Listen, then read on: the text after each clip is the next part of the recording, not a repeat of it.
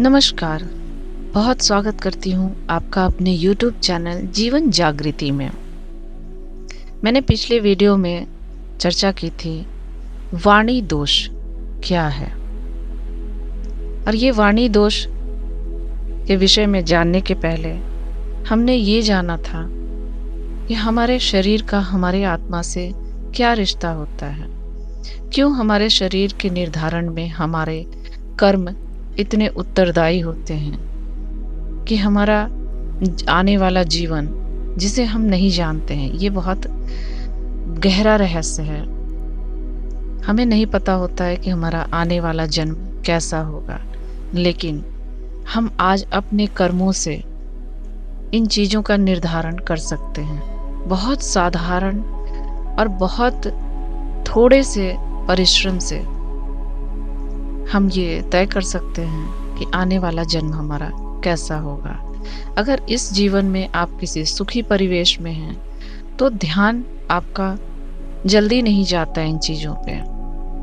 आप अगर सुखी होते हैं, जो व्यक्ति धनवान हैं, जो व्यक्ति सुखी हैं, उनका इन चीज़ों पे ध्यान नहीं जाता है। उनका मानना है कि नहीं, ये चीज़ें वेस्ट ऑफ टाइम है। लेकिन मैं उनके लिए बता दूं कि आज उनका अच्छा है क्योंकि उनका पिछला कर्म अच्छा था। जरूरी नहीं कि आज के कर्म आपके आने वाले जीवन को या आने वाले जन्म को भी ऐसा ही सुखी रखेगा जैसा आप आज हैं। तो आप हमेशा ही हर जन्म में सुखी रहें, ऐसे कर्म क्यों ना करें। और छोटे छोटे उपाय ऐसे जो आपको आनंदित करें। उपाय ऐसे हैं जिन्हें आप बड़े आसानी से, बड़े साधारण तरीके से, देखने में बहुत साधारण, लेकिन इनका रिजल्ट असाधारण होता है। मैंने बताया था वाणी दोष कैसे लगता है, वाणी दोष क्यों लगता है, और वाणी दोष को कैसे हम नियंत्रित करें ताकि हमारा समय या हमारा जीवन वाणी दोष से वंचित रहे, वाणी दोष लगे ही ना। उसके अलावे और कौन से दोष हैं जो हमारे जीवन को या अगले जन्म को निर्धारित करने में उत्तरदायी होते हैं। इसके बाद एक दोष ऐसा होता है आपके जीवन में जिसके कारण आपका शरीर रोगी मिलता है। आपने बहुत से ऐसे बच्चों को देखा है जो जन्म से ही उनके अंदर ऐसा रोग होता है कि कभी वो अपना जीवन सुखी रूप से नहीं जी पाए, चाहे वो छोटे बच्चे थे या धीरे धीरे वो बड़े हो गए और बड़े लंबे उम्र तक अपने जीवन यापन किया और बहुत कष्ट भोगा। क्या कारण होता है कि उन्हें रोगी शरीर मिलता है?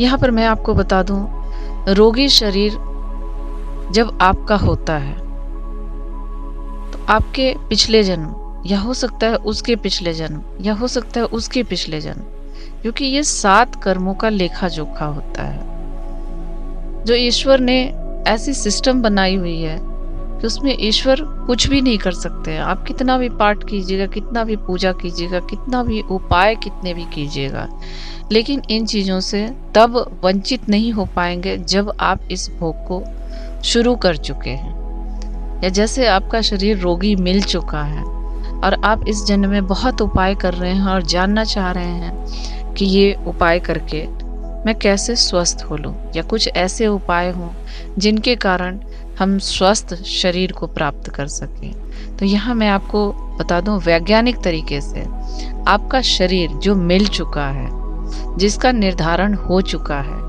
उसको ठीक करना आसान नहीं है। कर्मों के आधार पर आप अपने अगले जन्म को सुधार सकते हैं। इस जन्म का मिला शरीर आपका सुधरना मुश्किल होता है तब जब आप एक असाध्य रोग से ग्रसित है। कुछ ऐसे रोग होते हैं जिन्हें ठीक किया जा सकता है। जैसे मानसिक रोग अगर है तो वो ठीक किया जा सकता है, मानसिक दुर्बलता है तो उसको ठीक किया जा सकता है। इसके अलावे अगर शरीर की शारीरिक कोई कष्ट है, शरीर का अंग आपका खराब है बाई बर्थ, आपके जन्म से ही, तो उसे ठीक करना मुश्किल होता है। कोई जादू नहीं होता है, कोई चमत्कार नहीं होता है यहाँ। ये सारी चीजें बिल्कुल वैज्ञानिक तरीके से होती हैं और आप इन्हें देख पाते हो और समझ पाते हो। बस थोड़ी सी बुद्धि को एकाग्र करके सोचने की जरूरत है। अब मैं यहाँ आपको ये बताती हूँ आपको ऐसा शरीर मिलता क्यों है। ऐसे शरीर के मिलने में आपके ही क्रियाकलापों का योगदान होता है। यदि किसी जन्म में किसी कारणवश आपने किसी से धन लिया और नहीं चुका पाए, उसका धन उसको वापस नहीं कर पाए, तो आपको एक दोष लगता है। लेकिन अगर आप चाहते हैं कि इस धन को चुकाना है मुझे और आप सक्षम नहीं हो पा रहे हैं कि चुका पाए, उस कर्ज को लिए आपने शरीर त्याग दिया, आपका शरीर छूट गया, तो इसका दोष तो लगता है पर थोड़ा कम होता है। मतलब कि आपका जो शरीर होगा वो ऐसा रोग होगा जो असाध्य नहीं होगा। आप अस्वस्थ होंगे लेकिन असाध्य रोग से नहीं, आप ठीक होने के कंडीशन में होंगे। और दूसरा कारण होता है आपने किसी से धन लिया या किसी का धन हड़प लिया या चतुराईवश उससे ले लिया, किसी ऐसे व्यक्ति का धन ले लिया जो बहुत जरूरतमंद था और आपने अपनी चालाकी से उसका धन अपने नाम कर लिया, उसे धोखा दे दिया। धन से रिलेटेड जो भी धोखा होता है, चाहे वो चल संपत्ति हो, अचल संपत्ति हो या किसी तरह की प्रॉपर्टी हो, अगर उससे रिलेटेड किसी तरह का छल आप करते हैं तो आपका अगला जन्म निश्चित ही रोगी मिलेगा। क्योंकि वो इकट्ठा धन, आपको लगता है कि आपको धन मिल गया और आप सुख को भोग लोगे। कुछ समय के लिए आप अपने आप को धोखे में रख सकते हो, पर जब इसकी सजा मिलती है तो आपको ये पता भी नहीं होता है कि आपको सजा क्यों मिल रही है।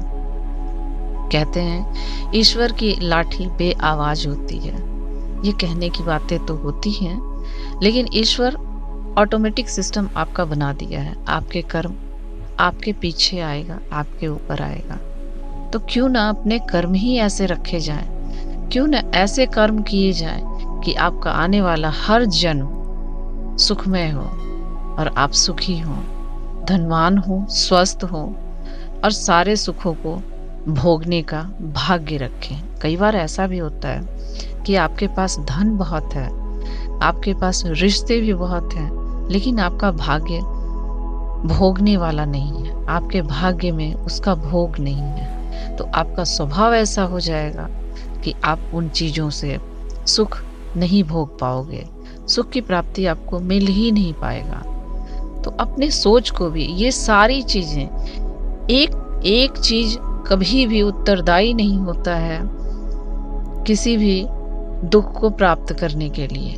कई कारण होते हैं, कई कारण बनते हैं, तब आपको एक बड़ा दुख मिलता है। छोटे छोटे अगर दुख हैं, छोटे छोटे अगर कारण हैं, तो दुख भी छोटे छोटे होते हैं। तो आप ऐसे कारण बनने ही ना दें जिनके कारण आप दुखी हों। आप इस जन्म में कोशिश करें कि आप किसी का भी धन, किसी भी प्रकार से कैसा भी धन लेकर उसे वापसी करने की हमेशा अपने अंदर प्रवृत्ति रखें। कभी उससे झूठ बोलने की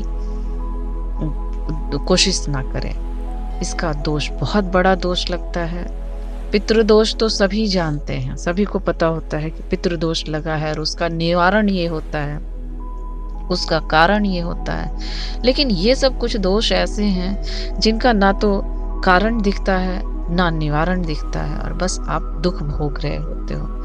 इसके बाद मैं अगले वीडियो में आपको और भी नई जानकारी, नए दोष के बारे में आपको बताऊंगी, जिनके आधार पे आप अपने अगले जन्म को निर्धारित करके सुखमय जीवन बना सकते हो और सुख को प्राप्त कर सकते हो। साधना के द्वारा भी इन चीज़ों को आप कर सकते हो, इनको दूर कर सकते हो। साधना ऐसा मार्ग है जो आपके जीवन को न केवल सुखमय बनाता है, बल्कि आपका हर जन्म, हर जीवन आपका सुखी और समृद्ध बनाता है।